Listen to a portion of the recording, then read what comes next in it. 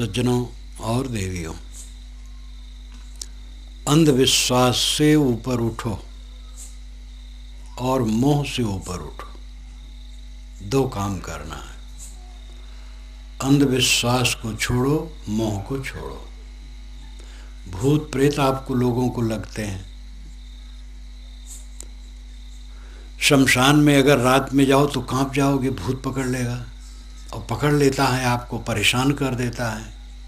लेकिन उसी शमशान में गाय बैठी रहती है, उसका बच्चा बैठा रहता है, प्रेत कुछ नहीं करता। और कब्रों में चींटियां रहती हैं। चींटियां कितनी छोटी जानवर हैं। आप सोचिए, आप कितनी चींटियों के बराबर होंगे। तौला जाए तो कितनी चींटियां दूसरे तरफ चढ़ेंगी आपके तराजू पर। और चींटियों का प्रेत भूत कुछ नहीं कर पाता है। वो कब्रों में रहती हैं, रेंगती रहती है रात दिन। अब आपको भूत चढ़ बैठता, क्योंकि भ्रम में हो। जो भ्रम में है वही भूत मानता है। ये भ्रम भूत सकल जग खाया। भूत प्रेत नाम का कोई जानवर कहीं नहीं है। इसका भ्रम बिल्कुल छोड़ दो। ग्रह टेढ़ा होता है, बिल्कुल झूठ बात है। ग्रह आकाश में हमारे ऊपर कैसे टेढ़ा रहेगा? और हमारे ऊपर टेढ़ा रहेगा तो आपके ऊपर सीधा कैसे रहेगा? खुले आकाश में जितने लोग बैठेंगे दिन में, तो सूरज की गर्मी सबको बराबर लगेगी। एक को लगे, एक को न लगे, कैसे? प्रेत भूत के समान ये ग्रह टेढ़ा होना भी बकवास है। ग्रह तो हैं, लेकिन वो टेढ़े हैं हमारे ऊपर, गलत बात है। और पूजा करने से वो सीधे कैसे हो जाएंगे? पंडित कहते पूजा लो तो सीधा हो जाएगा। पूजा करके कोई एक बल्ब बुझा नहीं सकता है, स्विच ऑफ करना पड़ता है। तो ग्रह टेढ़ा है, झूठ। और ग्रह पूजा करके शांत होता है, ये भी झूठ। हाथ की रेखा किसी को न दिखाओ, हाथ से काम करो। हाथ की रेखा दिखाते, हाथ की रेखा टेढ़ी मेढ़ी रहती है, उसकी चिंता क्यों करते हो? पंडित अपने हाथ की रेखा का पता नहीं पाता है।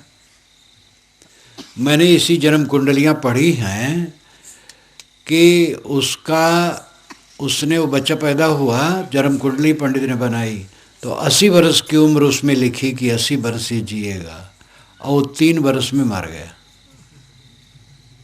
लखनऊ के एक ज्योतिषाचार्य थे, ज्योतिष में बड़े विज्ञ, ब्राह्मण पंडित, विद्वान, और मात्र एक ही लड़की उनकी थी।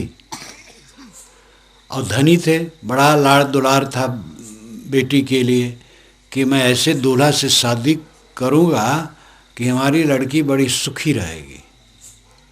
तो जन्म कुंडली लड़की ले लेते थे और बर खोजने जाते थे। तो बर की जन्म कुंडली से नहीं मिले तो छोड़ते जाते थे। लड़की 27 बरस की उम्र की हो गई और जन्म कुंडली कहीं नहीं मिली। बहुत चिंतित थे। ऐसा संजोग एक जगह जन्म कुंडली खूब मिल गई। बहुत हर्षित हुए कि देर भले हुई, लेकिन लड़के की जन्म कुंडली लड़की से खूब मिल रही है। बड़े धूमधाम के साथ शादी हुई। रात में शादी हुई, बारात आई थी, बड़ा बाजा गाजा, बड़ा उत्सव। शादी के बाद लड़का भोजन किया, भोजन करके लेटा और पेट पीड़ा हुई और 2 घंटे में मर गया। वज्र गिर पड़ी। दूल्हा और दुल्हन एक दूसरे का मुख भी नहीं देख पाए, ऐसी जन्म कुंडली मिली। ये जन्म कुंडली चक्कर। जन्म कुंडली कभी न बनवाओ। बच्चा पैदा हो, तिथि मिति लिख लो, बस हो गया। दिशा शूल नाम की कोई चीज़ नहीं है। कहते मंगल बुध उत्तर जाओ तो काल है, लेकिन मंगल बुध को भी उत्तर दिशा के लिए बसें ट्रेनें छूटती हैं। बृहस्पति को दक्षिण जाओ तो काल है, ये भी झूठ है। बृहस्पति को दक्षिण के लिए बसें ट्रेनें छूटती हैं। अंग फड़कने से हानि लाभ की कल्पना करते हैं। पुरुष का दायां और स्त्री का बायां अंग फड़कता है तो अशुभ है, शुभ है। पुरुष का दायां फड़के और स्त्री का बायां तो शुभ है, और स्त्री का दायां फड़के और पुरुष का बायां तो अशुभ है। ये सब झूठ, कुछ नहीं। कोई अंग फड़के कोई चिंता ही मत करो। वायु विकास से अंग फड़कता है। कहीं चले, कुछ पूछे, छींक दिया कोई, अरे छींक दिया, नाक में टेंशन आ हो गई, छींक हो गई, छींक से क्यों डरते हो? बिल्ली रास्ता काट दे तब तो महाविनाश है। बिल्ली को उधर जाना था, चली गई, बस क्यों परेशान हो? मैं राजस्थान में था, राजस्थान से मुझे गुजरात आना था, भरतपुर के पास था। तो गाड़ी आई, बैठा और स्टेशन जाना था, वहीं से ट्रेन पकड़ना था बड़ौदा के लिए या सूरत के लिए, याद नहीं, गुजरात आना था। तो गाड़ी जैसे चली तैसे बिल्ली आगे से निकल गई। ड्राइवर ने कहा, हा बिल्ला, यानी हाय बिल्ली आ गई। हम क्यों डरता क्यों, चल बिल्ली क्या करेगी? तो वो घबराए कि घबराओ मत, तुम को गया, स्टेशन पर पहुंच गया, कुछ नहीं हुआ, और ट्रेन पर बैठा और गुजरात आया। पूरी यात्रा बढ़िया रही, कुछ फर्क नहीं। धोबी अगर देखे तो शुभ है, और तेली को देखे अशुभ है। झूठ बात है। तेली का बड़ा उपकार है समाज पर। तिलहन का उसने पता लगाया।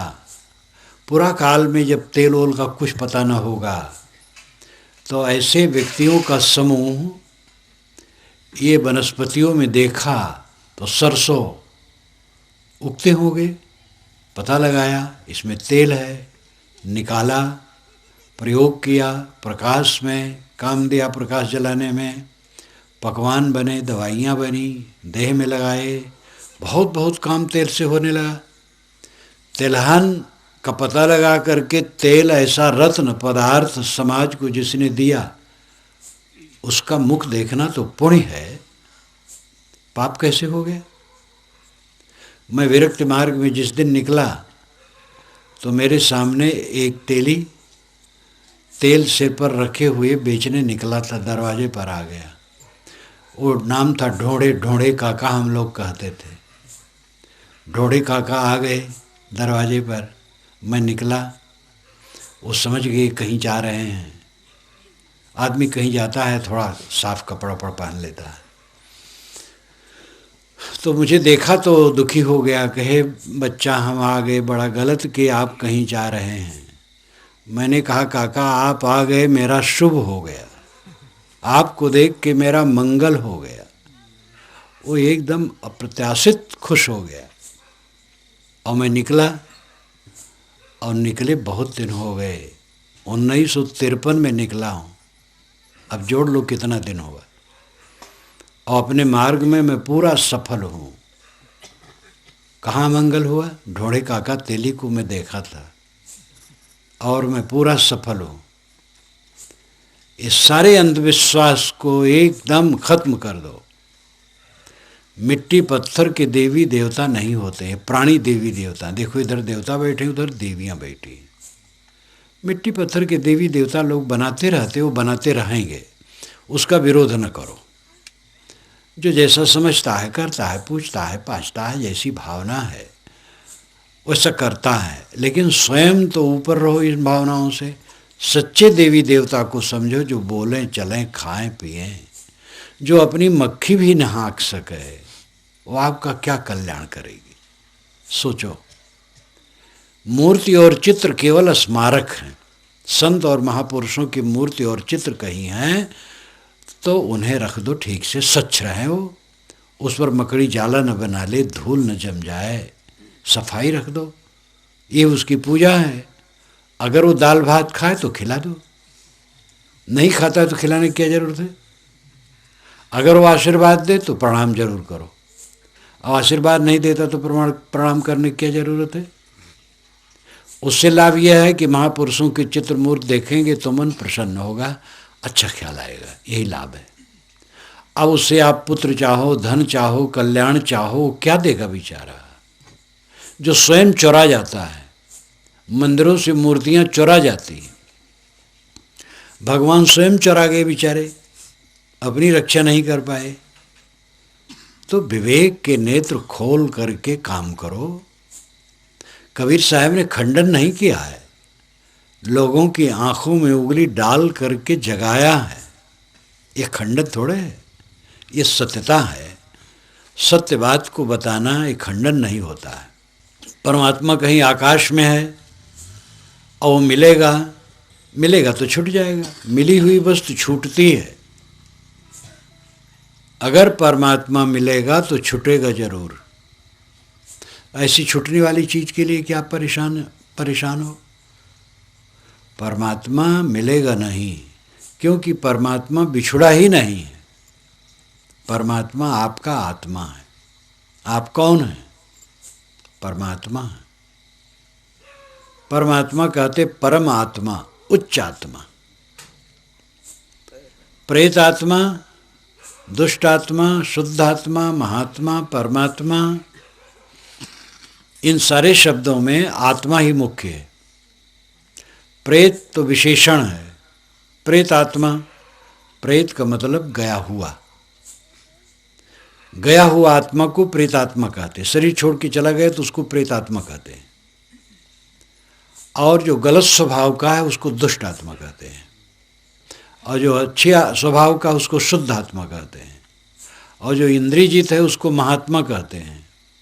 और जो गुणातीत हो गया, शोक मोह से मुक्त हो गया, जिसका मन सब समय निर्मल है और शोक मोह से मुक्त है, द्वंद्वातीत, उसको परमात्मा कहते हैं। तो आत्मा ही है वो। प्रेत आत्मा, दुष्ट आत्मा, शुद्ध आत्मा, महात्मा, परमात्मा आत्मा ही है। वो भूल से देह छोड़ करके गमन किया, इसलिए प्रेत आत्मा हो गया। और भूल से अपने स्वभाव को खराब किए, इसलिए अशुद्ध आत्मा है। और भूल सुधार लिया तो शुद्ध आत्मा हो गया। जब इंद्रियों को जीत लिया तो महात्मा हो गया। और शोक से मुक्त हो गया तो परमात्मा हो गया। है वो आत्मा ही।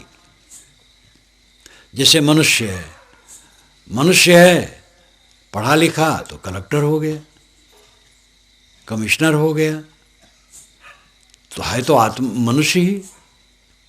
ये सब विशेषण है। परमात्मा कहीं बाहर नहीं बैठा है जो मिलता है। परमात्मा आत्मा है जो सबके अंदर में बैठा है। और घूम घुमा करके ये बातें सब कहते हैं।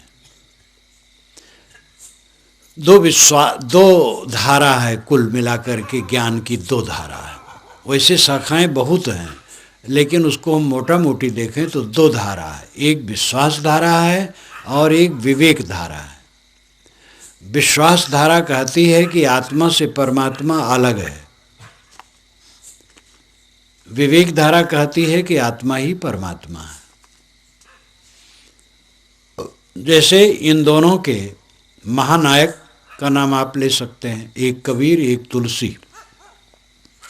कबीर विवेक धारा के हैं और तुलसी विश्वास धारा के हैं। गोस्वामी तुलसीदास जी मानते हैं कि परमात्मा आत्मा से अलग है। जीव अनेक, एक श्रीकंता। जीव अनेक हैं और श्रीकंत मायाधिपति परमात्मा एक है और जीव अनेक है। इस प्रकार विश्वास धारा के वो नायक हैं गोस्वामी जी। कबीर साहब विवेक धारा के नायक हैं। जे खोजत कल्पों गया घटई माही सो मोर, गाढ़ी बाढ़ी गर्भ गुमानते ताते पर गई दूर। नर नारायण रूप है तू जिन जाने दे, दिल माँ खोज दिलहि माँ खोजो यह करी मारा माँ। तो विवेक धारा के नायक कबीर साहब हैं। विश्वास धारा के नायक गोस्वामी जी हैं। लेकिन गोस्वामी जी भी कहते हैं अस प्रभु हृदय अछत अविकारी। प्रभु तो हृदय ही में बैठा है। अब आप सोचो हृदय में कितना परसेंटेज जीव है और कितना परसेंटेज परमात्मा है, इसका निर्णय करो। जीव भी हृदय में है और परमात्मा भी हृदय में है, तो कितना कितना परसेंटेज दोनों है। क्या अनुभव होता है? हृदय में तो एक ही चेतन का अनुभव होता है, मैं के रूप में। मैं हूँ, मैं खाता हूँ, मैं जाता हूँ, मैं आता हूँ, मैं काम करता हूँ, मैं ये काम करूँगा, मैं ये काम नहीं करूँगा। जो मैं कहने वाला आत्मा है हृदय में, एक ही का तो अनुभव हो रहा है, दो का तो अनुभव नहीं हो रहा है। हृदय निवासी है परमात्मा, हृदय निवासी है आत्मा। ये भाषा आत्मा परमात्मा दो कह दिए, दो नहीं है, आत्मा ही परमात्मा है। विश्वासवादी भी घूम करके कहते हैं, लौट करके आते हैं। सिया राम में सब जग जानी, गोस्वामी जी के बहुत ऐसे पद हैं कि लौट करके आत्मा के विषय में कहते हैं। यहाँ तक कहते हैं, अनुराग जे निज रूप सो जगते विलक्षण जानिए। जिसको निज रूप से अनुराग है वो जगत से विलक्षण होता है। जीव पाव निज सहज स्वरूपा, और तब शिव सहज स्वरूप समारा। तो सहज स्वरूप, निज स्वरूप, आत्मा, ये विश्वास धारा के नायक गोस्वामी जी भी कहते हैं। इसलिए परमात्मा बाहर है ऐसा मान करके भटकने की जरूरत नहीं है। आत्मा परमात्मा है। काम करने की चीज क्या है ये समझो। दुख क्यों है? जन्म हुआ तो क्या फल मिलता है सबको? जन्म हुआ और जन्म के बाद रोते रोते रोते रोते मर गए, यही फल होता है। जहाँ शरीर जन्मा तो जिंदगी भर रोना है और अंत में मर जाना है, यही सब करते हैं। धनी निर्धन, निर्धन रोता है, धनी रोता है। अशिक्षित रोता है, शिक्षित रोता है। चपरासी रोता है, कमिश्नर कलेक्टर भी रोता है। अभाव, असंतोष, पीड़ा, कसक, इस सब के मन में है। मैंने गलत निर्णय लिया, इसका पश्चाताप। मैं गलत बोल गया, इसका पश्चाताप। जो काम किया अच्छा नहीं हुआ, जिस भोग में पड़ा अच्छा नहीं हुआ, पश्चाताप। ऐसा करता तो ऐसा होता, ये पश्चाताप। प्रिय व्यक्ति मर गया, रात दिन नींद नहीं आ रही, धन नष्ट हो गया, महा दुख हुआ। धन कम है, दुख हो रहा है। धन ज़्यादा है, दुख हो रहा है। उसको कैसे सुरक्षा रखें? अपने भाई बंधु से डर, अपने बच्चे से डर हो रहा है कि ये कहीं कुछ गड़बड़ न कर दे। हर चीज़ में तो झंझट है। पद प्रतिष्ठा मिली, पद छूट न जाए, धक्का देने वाले चारों तरफ से लोग हैं। ऐसी ऐसी गड़बड़ी मचा देते हैं कि उनको गिरा देते हैं और आदमी गिर जाता है। एक अफसर को तो घूस में फंसा दिया गया, घूस लिया नहीं था, षड्यंत्र किया गया, उसके सामने भेजा गया पैसा, और वो कहा हाँ पैसा क्यों लाए हो? बस पकड़ने वाला पकड़ लिए कि आप घूस लिए। बिल्कुल निरपराध बेचारा अफसर, बड़ा परेशान हुआ, मुकदमा चला, अंत में छुटा क्योंकि सही था। गलत ऑब्जेक्शन होता है, वो गलत ऑब्जेक्शन में लोग परेशान हो जाते हैं। दुनिया में चारों तरफ उपद्रव है, दुख है, खींचतान है, परेशानी है। जिनको लोग अपना मानते हैं वही लोग खींचते रहते हैं, वही लोग विपरीत बात करते रहते हैं। कलह, कुवासना, कुसंस्कार चित्त को जलाते रहते हैं। तृष्णाएं परेशान करते हैं, ये चाहिए, वो चाहिए, वो चाहिए। नई नई कामनाएं बनती रहती हैं। कुमार अवस्था में जो आशाएं, कामनाएं होती हैं और उनका स्वप्निल राज मन में होता है, जवानी और अधेड़पन में वो इतना टूट टूट करके बिखरता है, ये आदमी दुखी होता है। जब बच्चा गोद में आता है मन कितना खुश हो जाता है, लेकिन उसके 20-25 वर्ष के बाद उसी बच्चे से उसको परेशानी होती है। वो सोचता है कि ये बच्चा न होता तो अच्छा होता। इतने तक लोग पहुंच जाते हैं दुख में। जो बच्चा आज्ञाकारी है उससे भी संतोष पूरा नहीं है। आदमी हरदम तो जलता है, जन्मा और जलना शुरू हुआ, और चित्त में जलते जलते अभाव, असंतोष, पीड़ा, वैमनस्य, कलह, अतृप्ति, इसी में मर गया। क्या पाया? इसकी सार्थकता है जब द्वंद्व से अपने को ऊपर रखे। और द्वंद्व आएंगे, संसार द्वंद्वात्मक है, जड़ और चेतन दोनों विरोधी हैं। एक तत्व दूसरे तत्व के विरोधी हैं। मिट्टी, पानी, आग, हवा, मोटे रूप में 4 तत्व हैं, एक दूसरे के विरोधी हैं। गर्म, ज़्यादा गर्मी पा जाए पानी भाप बन करके उड़ जाएगा, ज़्यादा पानी पा जाए आग बुझ जाएगी। एक तत्व दूसरे तत्व के विरुद्ध है, उनमें आपस में द्वंद्व है। द्वंद्व है इसीलिए निर्माण है, द्वंद्व ना हो तो निर्माण नहीं होगा।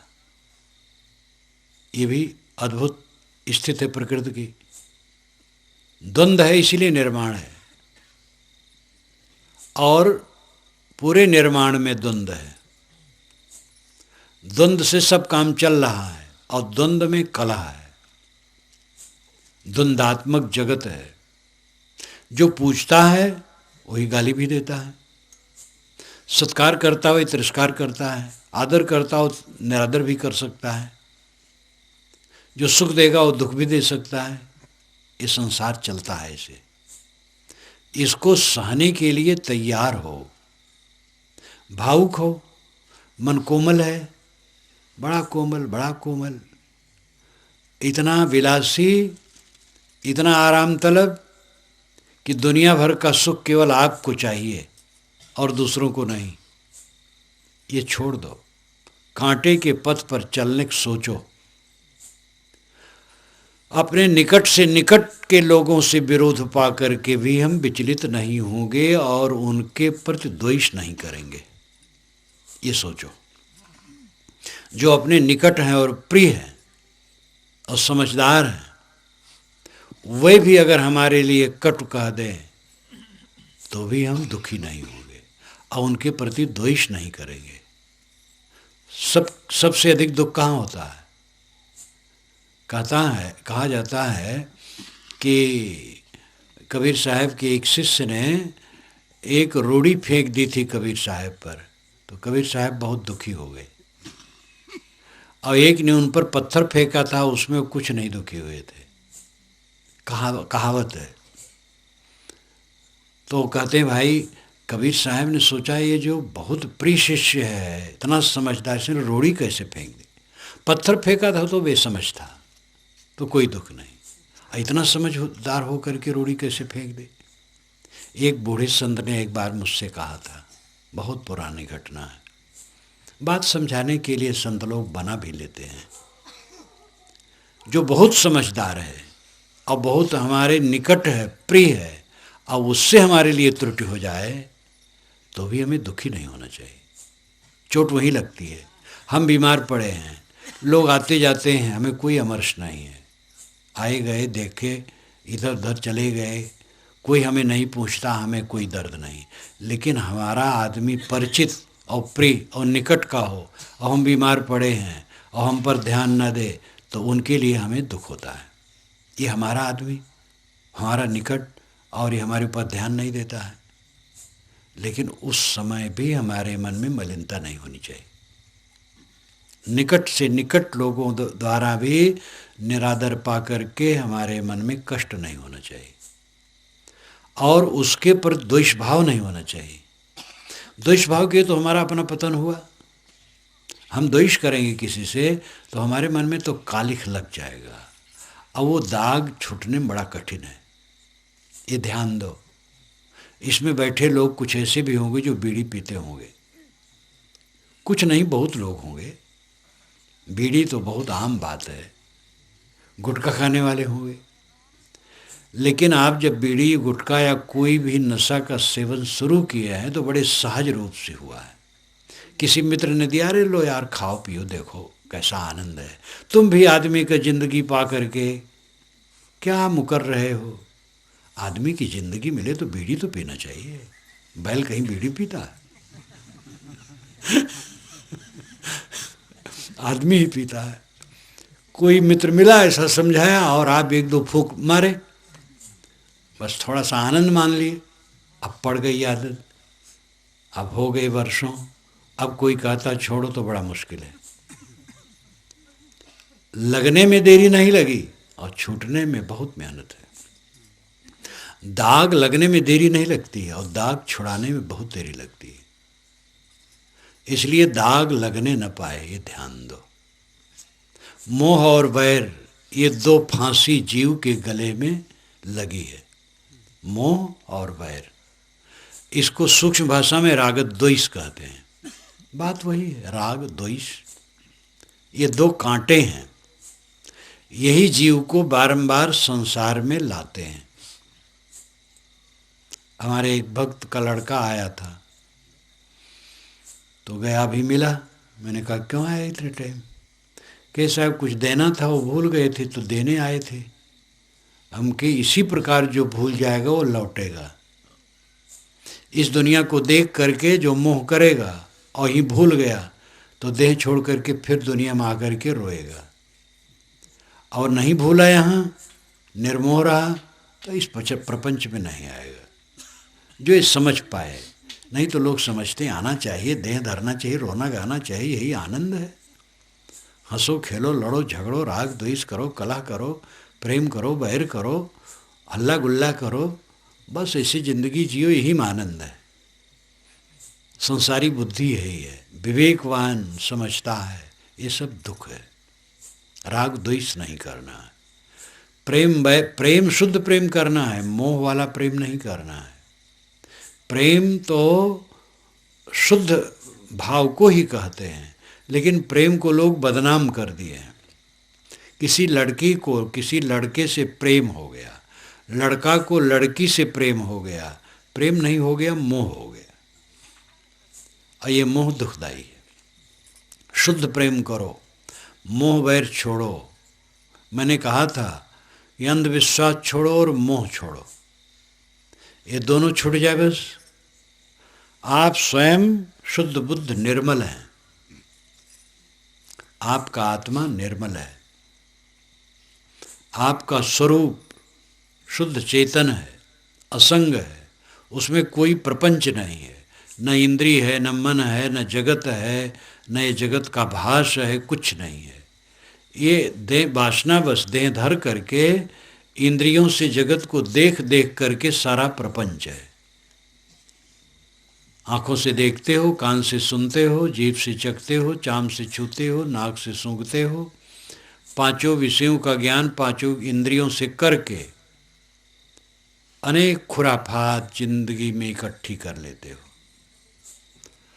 और उसी में पूरा जीवन जलना होता है। हमारे जीवन में खुराफात के कांटे इकट्ठे होते हैं। कोई कोई पेड़ ऐसा होता है जो नीचे से ऊपर तक कांटे कांटे होते हैं, खूटियाँ खूटियाँ होती हैं। इसी प्रकार मनुष्य का जीवन कितने लोगों का है जो कांटेदार है, नीचे से ऊपर तक कांटे कांटे, खुराफाती काम करते हैं, जीवन का दुर्व्यवहार करते हैं, मन वाणी इंद्रियों को चंचल करते हैं और उसका परिणाम होता है कि वे चैन से नहीं रहते। सुख से जीना ये जीवन की सफलता है। इच्छा तृष्णा त्याग करके जियो। मूल आवश्यकता क्या है? जो जरूरी है वो क्या है? भोजन, कपड़े और सोने की जगह, ये तीनों जरूरी है और ये सबको मिलते हैं। अंतिम बात है मन की शांति, वही शांति नहीं मिलती है। भोजन जितना हम करते हैं उसका कई गुना घर में है। कितने लोगों के तो ऐसा है कि लाखों करोड़ों गुना है, सामान्य लोगों के भी कई गुना रहता है। कपड़े भी काम भर के हैं, मकान भी हमारे शरीर से बड़ा है, सबके पास है। पक्का मकान हो, झोपड़ी हो, फूस हो, कपड़ा हो, छाया चाहिए और क्या है। गुजर बसर की चीज़ें जो ज़रूरियत हैं उनकी कमी नहीं है। कमी है मन की शांति की। आदमी हरदम कलह में पड़ा रहता है, बैर विरोध मोह। मोह तो थोड़ा करता है और उसी में बैर विरोध शुरू हो जाता है और कलह कलह में जिंदगी बीत जाती है। चित्त की अशांति, पीड़ा, दुर्भावना, अनेक संकल्प विकल्पों में आदमी जलता रहता है। सारे संकल्प विकल्प बीती हुई मुर्दा घटनाओं की है या भविष्य के स्वप्निल संसार के हैं। बीती हुई घटनाएं, किसी ने कुछ कहा था, लिया था, कुछ दिया था, बना था, बिगड़ा था, मिलने पर अनुकूल हुआ था, प्रतिकूल हुआ था। बीती हुई घटनाओं के संकल्प विकल्प होते हैं और आगे के लिए स्वप्निल संसार मनुष्य रचता है, एक सपने का संसार, और उसके लिए वो कल्पना करता रहता है, संकल्प विकल्प करता रहता है। सारे संकल्प विकल्प झूठे होते हैं। जो रात दिन मन को चालते हैं, पीड़ित करते हैं, वो सारे संकल्प झूठे हैं।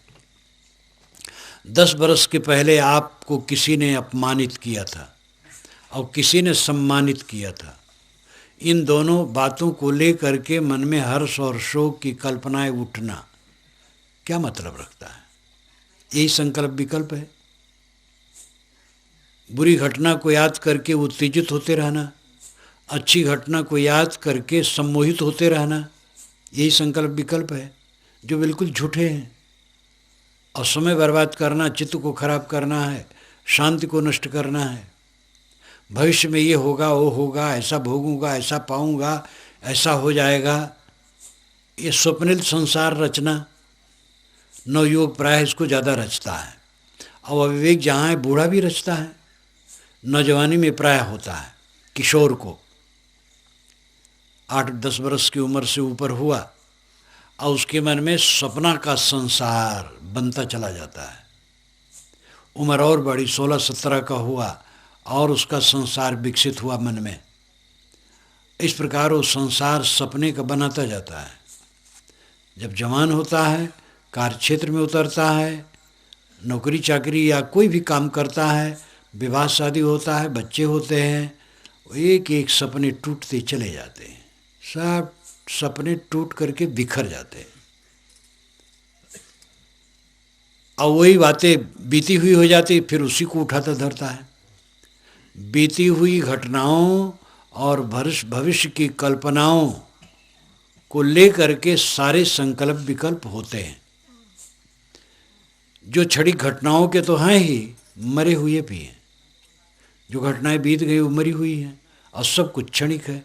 मन संकल्प विकल्प जितना होगा क्षणिक का होगा, क्षण मात्र में हुआ और गया, और उसको लेकर के आप पच रहे हैं वर्षों वर्षों। ये अविद्या का पसारा मन का है। इसको समझो। मन के संकल्प विकल्प को शांत रखो, अकेले में बैठो, मन के संकल्प विकल्प शांत करो, देखो मन क्या सोचता है। 50 वर्ष के पहले, 10 वर्ष के पहले कुछ अनुकूल प्रतिकूल घटना घटी है, उसको सोच रहे हो और सोचते चले जा रहे हो, 1-1 घंटा 2-2 घंटा उसी में पच रहे हो। क्या मतलब है? जब घटना घटी थी, उस घटना की स्थिति के आदमी आज नहीं रह गए हैं। जो हैं भी उनका मन दूसरी तरह हो गया है। वही आदमी कट कह देता है और वही आदमी मीठ बोलता है। हो जाता, भूल चूक हो जाती है। अच्छे लोगों से भी भूल चूक हो जाती है। जबकि वो भूल को निकाल देते, वो मन में नहीं रखते हैं। अब आप अपने मन में बसाए बैठे हैं। सामान्य आदमी का भी चित्त बदलता है। मैंने 2 बैरियों को देखा है कि आपस में इतने घुल मिल गए कि एकदम मित्र हो गए। दुष्ट स्वभाव वालों को देखा गया कि वो सज्जन हो गए। परिवर्तनशील संसार है, वो द्वंद्व तो हर जगह काम करता है। इसलिए मन में गांठ बना करके न रखो। गांठ जितनी जबरदस्त होगी, संकल्प विकल्प उतने अधिक भयंकर होंगे और उतने चित्त जलेगा। साधक का काम है अपने संकल्प विकल्प को तोड़े। ज्ञान के ग्रंथ पढ़ो, ज्ञान की बातें संतों के मुख से और सीडी इत्यादि से सुनो और उनसे अपने चित्त को शुद्ध करने का काम करो। और सुबह शाम बैठ करके अपने चित्त को देखो, व्यर्थ के संकल्प विकल्प उठने न दो, जो आए उसका ख्याल हटा दो। मरी मरी बात जिसमें न कुछ सर है, न पैर है, न कुछ वजह है। आज से 30 वर्ष पूर्व मुझे किसी ने अपमानित कर दिया था, तो क्या सोच करके क्या होगा? उसी के पास जाओ, अगर जीवित भी हो तो बेचारा आदर करेगा। कर दिया था तब कर दिया था, अब आदर करेगा। अब उसी अपमान को तुम ले करके जप रहे हो, ऐसे कोई सम्मान किया उसको जप रहे हो।